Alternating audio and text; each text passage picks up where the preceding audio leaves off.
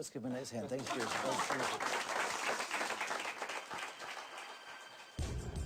The astounding Parisian magician Alexander Herman shocks audiences with his pulse-stopping trick as early as 1880. Herman the Great was part of a world-renowned magic dynasty. They dominated vaudeville stages on both sides of the Atlantic for almost a century. Resurrecting magic like this takes perseverance and a passion for discovering secrets of the conjuring arts. Steve Cohen is dedicated to seeking out historical magic effects, finding out whether they're real or fables, and then reinterpreting and possibly resurrecting these great old effects. Steve will stretch his limits and the limits of magic, decoding 4 of the most thrilling illusions in history. The first of the effects is known as the most baffling illusion of all time. It is called the Turk. No one, not Napoleon Bonaparte, Benjamin Franklin, nor Edgar Allan Poe, could decode how it worked. The story of the Turk begins in 1769, at the dawn of the Industrial Revolution. In Vienna, an inventor named Wolfgang von Kempelen unveils for the ruling Habsburg Empress the most astounding technological innovation the world has ever seen. That magical moment is depicted in this 1927 silent film. Von Kempelen enters the court, which is packed with noblemen, scientists, and the upper echelon of Viennese society. He introduces his strange and exotic object. Was a wooden figure. It was dressed in Turkish garb, because that was how Europeans thought conjurers ought to look at the time, and it sat essentially attached to a wooden chest with a chessboard on the top, and it could all be wheeled around in one piece. It had casters underneath. He then proceeded to show that the cabinet had a variety of doors in it, and you could open these in turn and display the interior of the cabinet, where you could see some mechanism, but obviously no sign of any individual concealed inside it. Von Kempelen announces that his mechanical Turk will magically defeat all comers in a game of chess.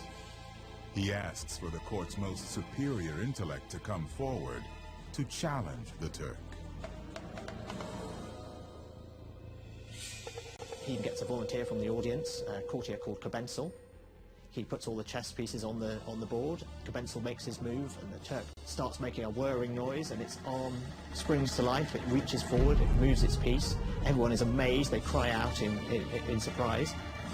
The Turk goes on to be a very fast and capable chess player and beats Kobensel within the space of a few minutes.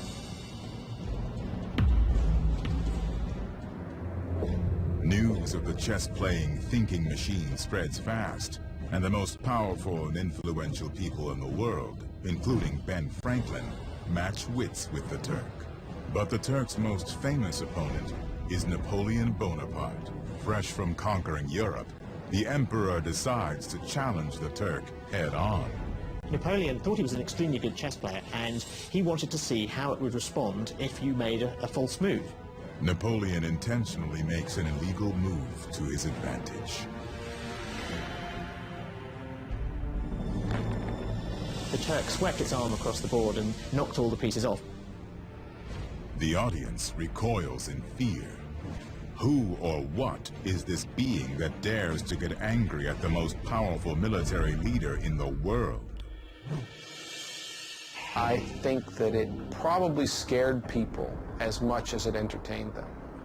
Just as though if it were to happen today, if somebody were to announce tomorrow that a machine could outthink the greatest scientists or mathematicians in the world, I think people would be terrified of it.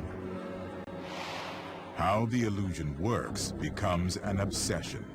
Hundreds of pamphlets and books claiming to reveal the Turk's methods are published. The most popular theories were those that suggested there was someone or something hiding inside. So there was said to be a chess-playing monkey stuck inside this machine. Another theory was that there was a legless war veteran, and this explained how he was able to fit in such a tiny space, because clearly there wasn't much room for anyone to be hiding in there. Even Edgar Allan Poe publishes a theory of how the Turk works in 1836. His pamphlet is widely regarded as the prototype for his first detective stories.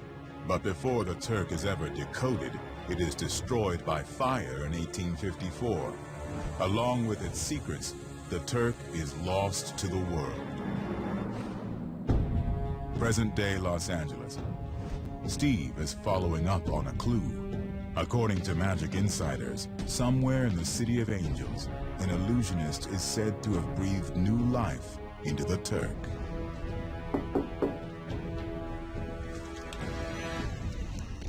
Steve, over the years, I always wondered, how did that thing work? What was the illusion?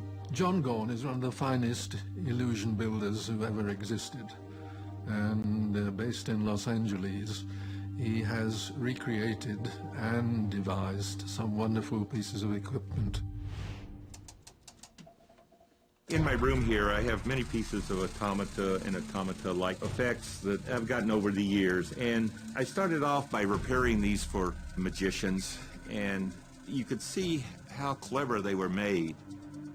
It's fascinating to see the man who made it, to try to get into his head to what he was doing. That's what actually fascinates me, is it seems to me that you're almost like a mind reader. Like you have to think about how other magicians or builders would have thought. Some of the motors and the mechanisms are very crude, but the ideas are great. And so you try not to compromise the original builder's ideas by putting your own in there. You want to keep it as original as possible. John Gone's greatest passion has been decoding von Kempelen's design of the Turk. I had made mock-ups of the chess player, and as my skills as a builder of illusions progressed, I tried to use them on the Turk in that cabinet. And sure enough, things came to life. Some of the early pictures of the Turk were probably drawn by Kempelen himself, so you can use them as pretty accurate engineering drawings. It turns out that von Kempelen was a very clever person, and there are principles of illusion inside that cabinet that we thought were invented, let's say, 100 years later. John Gone has demonstrated his replica of the Turk before, but it has never played a live chess match in the United States. Until now. Almost 200 years since defeating some of the greatest minds in the world, the Turk has a new challenger, Grand Chess Master Andranik Matakosian. I'm professional chess player and professional chess coach. He is the three-time Southern California chess champion. What you're about to witness is a chess match between a man and a machine. Ladies and gentlemen, the Turk.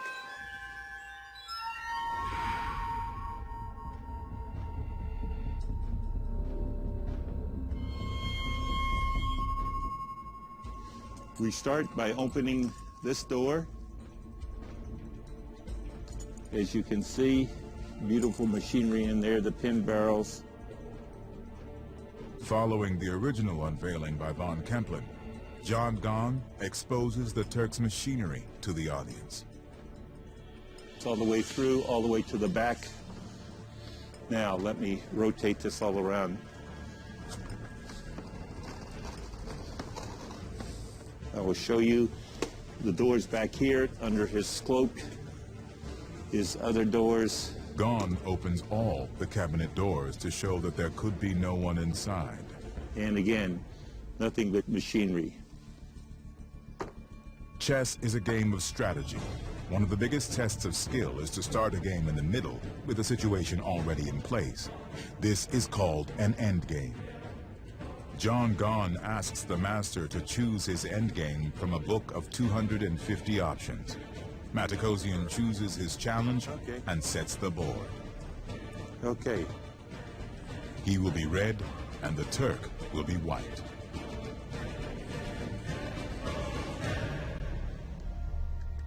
With a turn of the crank, John Gone gives life to the Turk.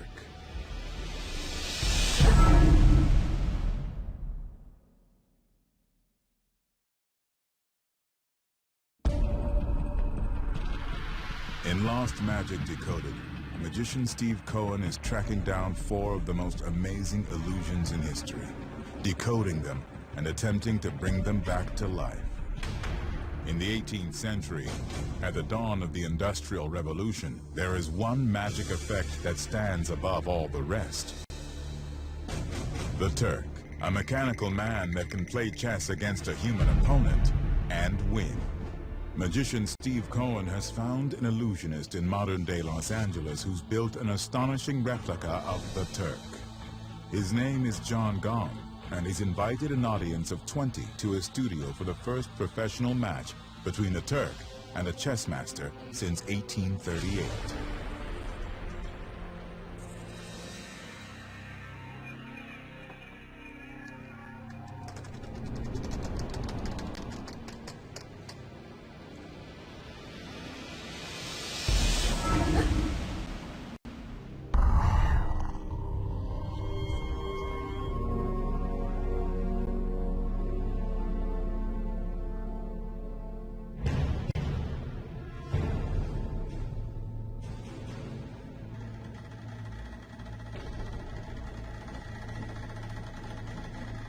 See the Turk actually come to life for the first time in hundreds of years.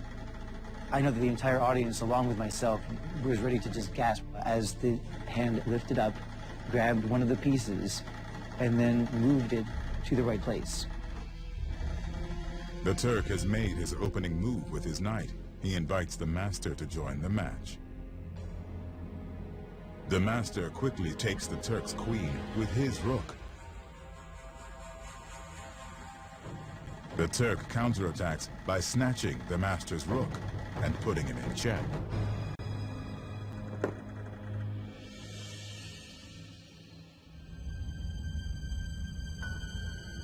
The master is on the run.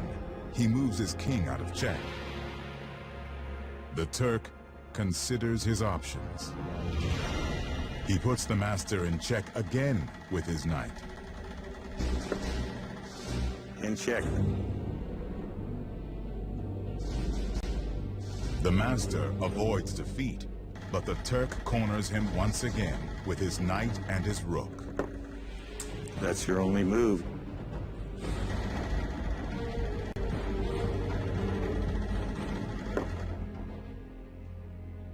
But the master isn't finished yet, and his bishop takes the Turk's rook.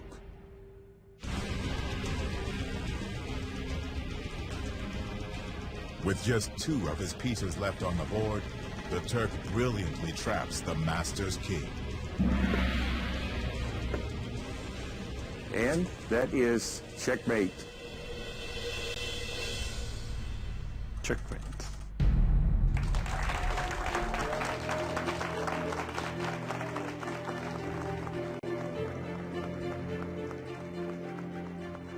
It was very beautiful checkmate at the end. It's Turk sacrificed a queen and then rook. Looks like a strong grandmaster playing. It's really mystery to me. Turkey is a strong player. I saw with my own eyes that there was nothing inside. The machine worked and it was able to beat a human being. Hundreds of years ago, anyone seeing this would think it was pure magic, if not witchcraft, because what's the other possibility? What I love about the Turk is that it inspires some very, very different inventions. The Turk played against Charles Babbage in London in 1819, and Babbage was a mathematician, and it gets Babbage thinking about mechanical computers, and they're then the ancestors of today's computers. And then there's even a British engineer called Cartwright. He doesn't even see the Turk, but he hears about it, and he thinks, well, if you could build a machine to play chess, it must be pretty easy to build a machine to automate weaving. And so the Turk has these amazing technological offspring. In a way, it's somewhat petrifying to think that life can be given, or apparent life can be given, to an object In the movie 2001, there's a computer called Hal, and Hal plays chess, and this is an amazing connection with the Turk. We will build machines and they will eventually become more powerful than us, and we will live to regret it. And that story has just been told time and time again, the people who are outwitted by their own machines. As for the secrets of how the Turk works, only one man really knows. I spent 35 years trying to find it out, and I'm not going to tell you today.